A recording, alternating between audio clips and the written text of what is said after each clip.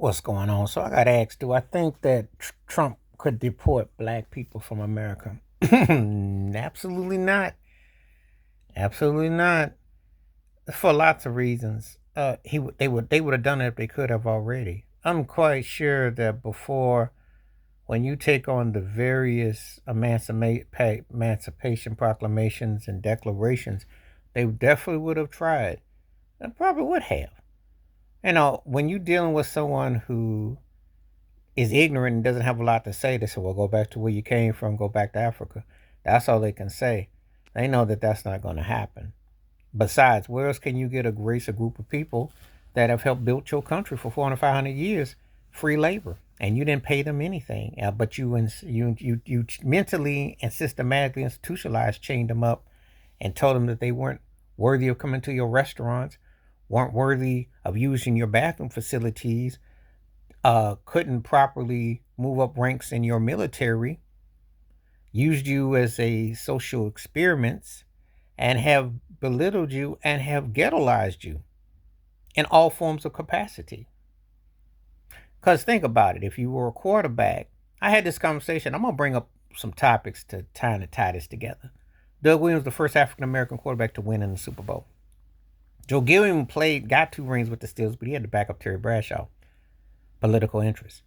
It wasn't until Russell Wilson, who won it in 2012 with the Seahawks, second one. Then you had Steve McNair and Don McNabb and others who had been in the Super Bowl's runner-ups. You had Colin Kaepernick as a runner-up. But you didn't get into 2020, was it 23? The first time that 2 black quarterbacks faced off in Mahomes against Jalen Hurts, Patrick Mahomes, Jalen Hurts. So think about that from a social perspective. Think about Jackie Robinson, Larry Doby, baseball, 1947. Boston Red Sox was the last team to bring African American on their team to the late 50s. Think about that. Think about one Obama as president, 2-term in the last, 20 years? Think about that. After how many years? Kamala Harris, first VP, black, 3 Supreme Court justices. Think about that. When you size up the numbers, so it's dangled and giving you a few strings. But when you put it into totality, and we talk about the Oscars, female from Hattie McDaniel to Halle Berry till you get to Whoopi Goldberg till you get Viola Davis and in between, or between Sidney Poitier and Denzel Washington. They have been openly racist and openly bigoted in all forms of walks of life. Hollywood is illusional, the sports is illusional, but guess who runs and gives you your paychecks?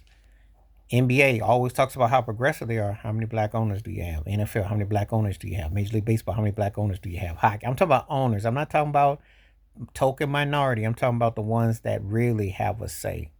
See, being a partial and have a little nice token gesture, like Usher with the Cleveland Cavaliers or Magic with a little token ownership with the Lakers. I'm talking about where you own it. Or Jay-Z with the Brooklyn Nets. I'm talking about where you outright own it. Not where we just put it in the name, like Snoop Dogg with Death Row. I'm talking about where you, Ruckus, I'm talking about where you outright can say that I got the Masters, I got this, I got clearance.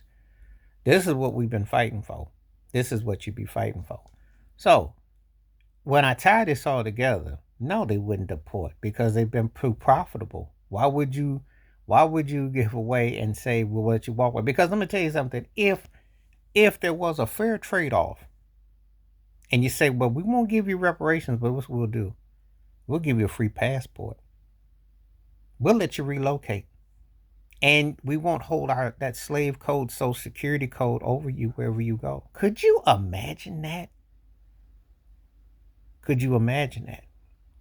Oh, that social security number is a slave code because they have numbers designed to know what black folks who fits into the quota. So could you imagine that?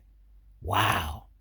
They give you not only a chance with a free passport to go and relocate, and if you want to come back, you just had to give a 50% of your social security, all that, but you would actually get to walk. Could you imagine that if you were free to go? But see, no, because they didn't change tied slave bondage into inmates, the prison complex. That's what they've done. So could you imagine that? No, that's why they're not going to do that. They've been in business without being in business. The old silent partner that's really a partner, that it's there but no one really acknowledges that. That's why they ain't gonna never deport black people. Because it's been too good for business. Imagine if people got angry and really stormed the streets and really said, well, we built that White House, we built these museums, we built Wall Street, we built the Grand Ole Opry, we built everything that you can imagine. Ivy League schools, Hollywood establishments. Oh, yes. Oh, yes. Worked and kept Hollywood afloat back in the 70s. They call it black exploitation, but I say black folks making money for your business. How's that? If that's the case, well, what did you counter it with? You countered it with The Godfather. So do we call that Italian exploitation? Do we say that, hey, the mafia? Yeah. Think about it. Who's good for business? That's in all walks of life. Welcome to America. No, they're not going to deport black people because they didn't make too much money off of them and had too much enjoyment off of the misery. Believe me. But they didn't had it in every form of capacity.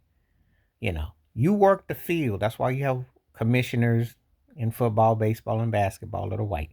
You work the fields. We keep you on the field because you be good. You be good for the massa. That's what they do. That's what they do. They give you a token gesture. And then you collect a presidents who were supposed to be, who are not freedom fighters, but you have to use that money, who were slave owners. Ain't that something? Ain't that something? Always a reminder. Always a reminder. So, no, they're not going to hardly ever get rid of black people from deport them. But they won't be mad if you go. They really don't want to have to deal with you.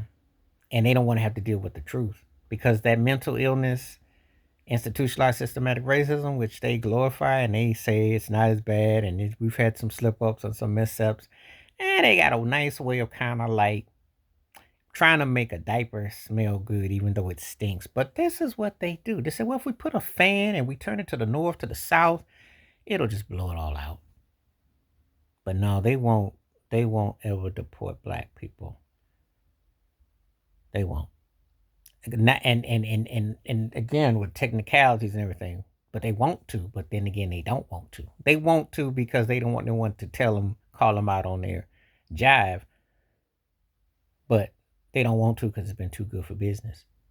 And if I can get some people who will sit there and grin in front of the most evilest and most vilest of things, why would you? To make a mockery. Because who else would you have to pick on if you didn't have that? If you deported, America would sink. And they know it too. They'll never have a better ride than having black people who didn't ever come up at them. They know. They know. Believe me. Believe me. That ain't gonna happen. And, as hateful and as spiteful Trump be and all they be, no, it's too good for business. Too good for business. It's been going on for 400 plus years and it's still going on. And if I can get this rapper to grin and shuffle with me and this athlete to grin and shuffle with me and this entertainer to grin and shuffle with me, why would I rock the boat? Why would I? Please like, subscribe, welcome thoughts, comments, and I do respond. Thank you. Wash your hands, keep your mind clear, watch out for another. Share it if you like. Stay safe, stay blessed, stay woke, stay free. I'm out one time. Peace.